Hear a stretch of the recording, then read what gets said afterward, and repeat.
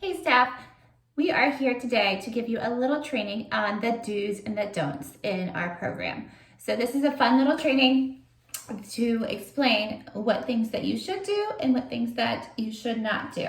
So versus the do's and the don'ts. So we're gonna jump right in here. All right, so I have my little cheat sheet. All right, my do's. So we're gonna start with, we'll start with don'ts. So don'ts. So don't, when you're in class, it doesn't matter what class you're in. If you're in any type of class and you have 1 kid or 10 kids or 5, I don't care what the number is. So don't sit on the sideline, bark orders, stand up with your arms crossed, and just stare. That's a big don't. No. But do continuously move around to your classroom, talk to the kids, get down to their eye level. So kneel down, get into their eye level, speak loudly, speak clearly, and explanatory.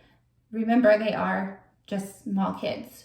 So if they don't understand what you're saying the first time, take a moment, step back, say, I'm tongue-tied, that's okay, I am a lot, and say, hey, let's explain it a different way. Or physically tell them what they're missing. So like this, use your hand motions. Okay, I do a lot. You all know that. So use your hand motions, or tilt your head down, or always the arms, hands, arms between your ears. Make fun little gimmicks. Any way you can get to their level so they can understand it. So once again, do speak loudly, clearly, get at their level, walk around the classroom, give another pointer, super pointers. I like to give pointers. You all know that, but I want you guys to give pointers as well. So be positive, say, hey, that was great. But when you do a cartwheel, when you land, don't twist those hips. Let's move those hips forward where they need to be. That forward roll is looking so much better. Just one little thing I want to add to it. I'm going to challenge you just a little bit more. Can you put those arms up at the very end every single time? So make it a fun challenge for them, because they're always willing to accept a challenge if you make it fun. Okay, so that was my first do and don't. Second do and don't. So don't talk quietly and mellow tone, okay? It gets very boring when you talk quiet and you can't get anywhere with anyone. So please speak loudly, which I already talked about, but be energetic. So if you have that energy, they're going to bring that energy. But if you have that quietness, mellow tone, like, no, it's going to make the whole classroom uncomfortable and boring and not fun, and they're not going to come back. And part of your job is to get those kids to come back every single day, every single week. That is a very big part of your job. So how to do that? Be energetic, be fun, be loud, be spunky, be crazy, have fun with it. You can act like a kid too, okay? So let's see. Make sure you're always smiling. That's kind of a given, but always smile. So, that's 2. Doing that number 3. Don't bring your bad day to class or to work. So, everyone has a bad day. That's just life. So, if you have a second job because your manager at work really ticked you off that day, don't bring that to work. I mean, if you want to tell someone because you want to vent, like another staff member, on the sideline when you have that little bit of time, that's okay. But don't bring that attitude, because we're all about being positive. So when you are with kids, around parents, anything like that, you need to act. If you're still not feeling great that day, just act. Because we can act, we can smile, and eventually what that happens, if you're acting that way, your mind starts wondering, because you're so busy of acting, it will help you mentally get past those bad things and those bad thoughts that you had before you came into work. So it does not only just help the gym, it does not only help those parents and those kids, but it also helps you.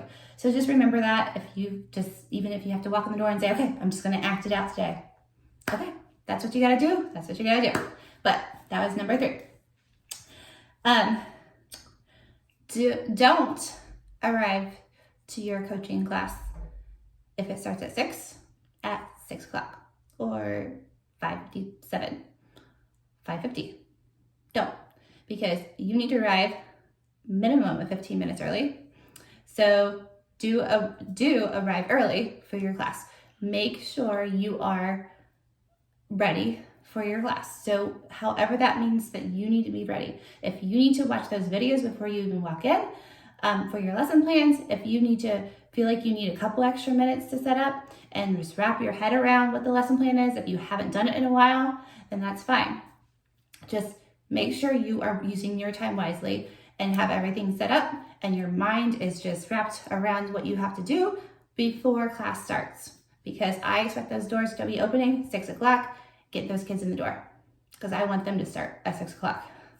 So that was number 4. For calling off, don't just say, well, I can't work today. I'll just send Renee a text. And whether it's 5 minutes or an hour before, that's a big don't. Because part of your job is to make sure you're covered, your shift's covered.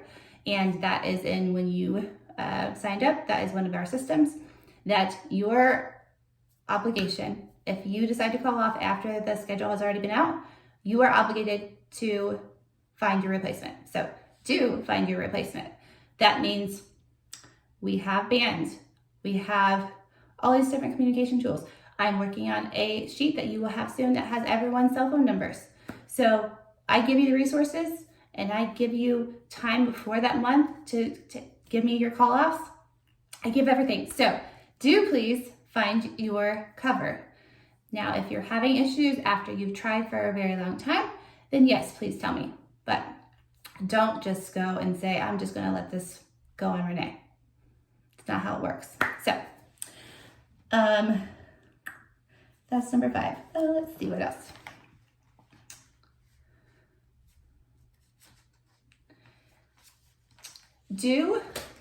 We're gonna start with a do this time. So do take your job serious. Whether you work 1 hour or 20 hours or 40 hours. Every part of you being here, you're here for a reason because we love you and we know that you can do an amazing job. So please take your job serious.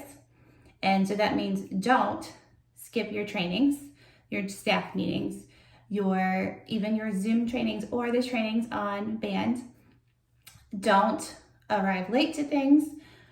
Don't make excuses for yourself and for others around you. So take the responsibility and accountability and do something good for you and for your surroundings and your peers and your coworkers and your students and everyone around you, because take that responsibility, because ultimately your heart and your gut is going to make you feel so much better. And just push through that, whatever you have going on, and just be accountable. So that is my last do and don't for today. Hopefully that was informational. And like I said, I'm always here to be your guide, your assistant, your mentor. If you just need to talk one day and you're having a rough day, I'm here for that. But we also need to understand that there are rules and there's logistics and there's guidelines and there's things and systems in place for a reason. And I'm doing it to help you as well. So I'm always here. Remember, I'm always waiting for questions. So don't be afraid to ask my questions.